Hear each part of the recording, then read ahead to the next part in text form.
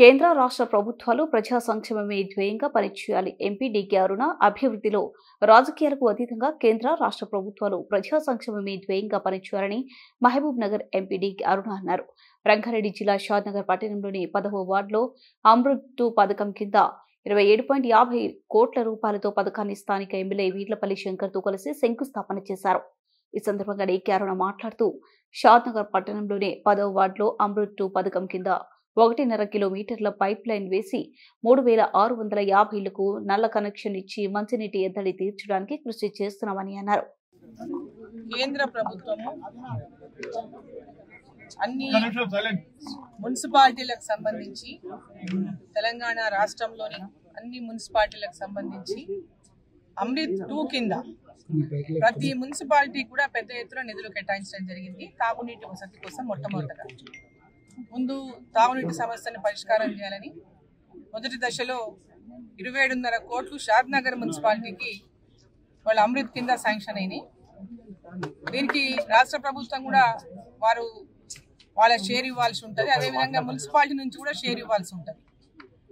So ఈ యొక్క పథకం అనేది మున్సిపాలిటీకి అతిపెద్ద అభివృద్ధి చేసుకున్నటువంటి పథకం. దీని ద్వారా ఫస్ట్ ఫేజ్ లోనేమో డ్రింకింగ్ వాటర్ ఫెసిలిటీస్ అన్ని కూడా కల్పిస్తారు. దీంట్లో ముఖ్యంగా షాద్నగర్ మున్సిపాలిటీకి వచ్చి ఈరోజు 2 పెద్ద ట్యాంకులు ఇక్కడ నిర్మాణం చేస్తారు.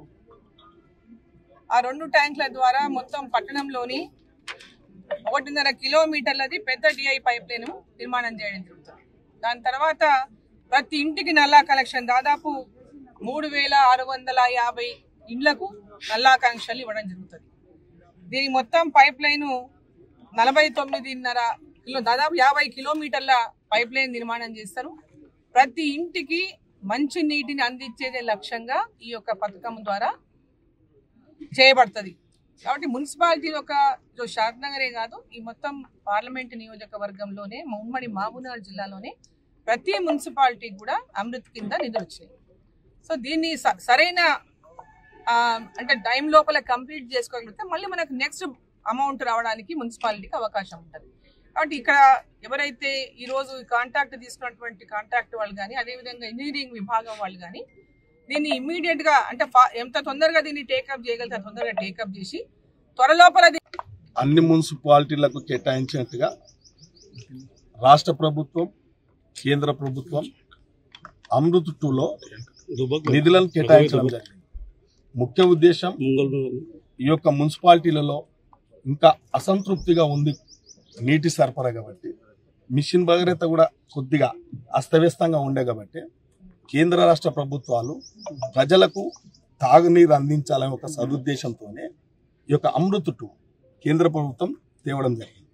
ఇవాళ అందులో భాగంగానే మన మున్సిపాలిటీలో కూడా గత 2 నెలల కిందట ఏదో అడావుడి చేసినప్పుడు ఏదో కొబ్బరికాయ కొట్టాలని చేయాలని ఆ రోజు కూడా మాట్లాడినా అందరం కలిసిమెలిసి ఇవాళ ప్రజలకు ఎంపీ అయినా, మంత్రి అయినా, పిఎం అయినా, సీఎం అయినా ప్రజలకు అందుబాటులో ఉండి ప్రజల అవసరాలకే పనిచేస్తాం కాబట్టి ఆ దిశగానే మేము ఈ రోజు కూడా ఈ కార్యక్రమం వారికి పార్లమెంట్ ఉండే, మాకు కూడా అసెంబ్లీ ఉండే కొన్ని విషయాలలో అక్కతో కూడా నేను మాట్లాడమని చెప్పిన బాబన్నకు మాట్లాడేది తప్పకుండా మంచి స్కీమ్.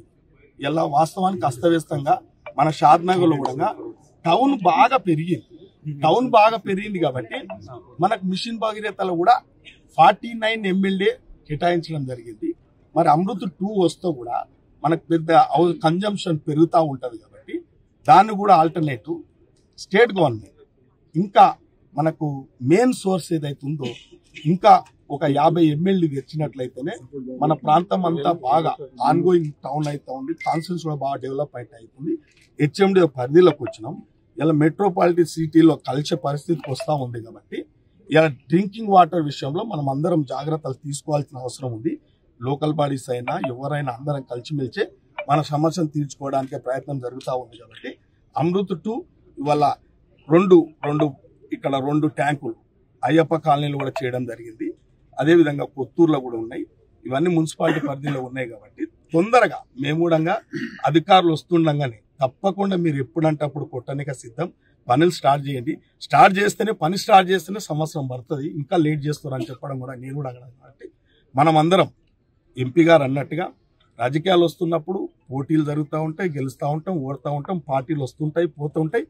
మనం ఉన్నప్పుడు ఏ మంచి కార్యక్రమాలు చేసినాం అనేదే ప్రజలు చూస్తూ ఉంటారు, ప్రజలు మెచ్చుకుంటూ ఉంటారు. కాబట్టి ఆ దిశగానే ఎక్కడ బేషరాజులకు పోకుండా కేంద్ర ప్రభుత్వం ద్వారా పనులయ్యే కార్యక్రమం బాధ్యత ఎంపీ గారు ఉంటుంది. స్టేట్ గవర్నమెంట్లో ఎమ్మెల్యే గారిది, మంత్రులది ఏం పాత్ర ఉంటుందో ఆ పాత్ర వహిస్తాం. తప్పకుండా మనం ప్రజలకు జవాబుదారితనంగా ఉండాలి. కాబట్టి మరి ఈ కార్యక్రమం నేను కూడా ఎప్పటికప్పుడు ఎంటబడి ఇలా అధికారులు ఎంబడబడి కూడా త్వరగా పూర్తి చేయడానికి ప్రయత్నం చేస్తాం. మళ్ళీ సెకండ్ ఫేజ్ తీసుకోవడానికి ఏమన్నా మిగులుబడి ఉంటే కూడా తప్పకుండా ఈ కార్యక్రమం సత్ఫలితం అంటే ప్రజలకు మంచి చేకూరే విధంగా కూడా త్రాగునీటి సమస్య లేకుండా అసంతృప్తిగా అయితే ఉంది. ఇలా నల్లాలు లేవు, కొంత పైప్ లైన్